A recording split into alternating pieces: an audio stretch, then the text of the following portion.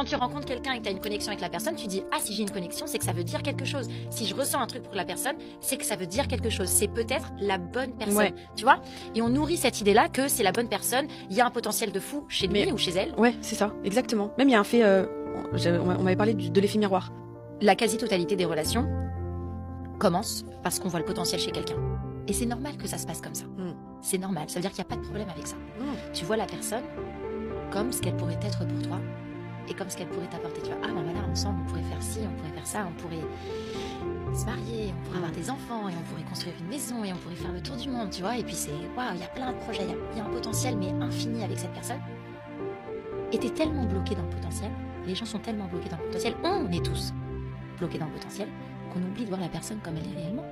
Parce que le potentiel qu'on a créé dans notre esprit n'existe que dans notre esprit. Oui. La personne ne sera peut-être jamais l'idée qu'on s'en est fait. Elle ne sera peut-être jamais cette version-là. Et pour autant, si moi j'ai décidé d'y croire, si dans ma tête tu es cette personne-là, va falloir que tu le deviennes.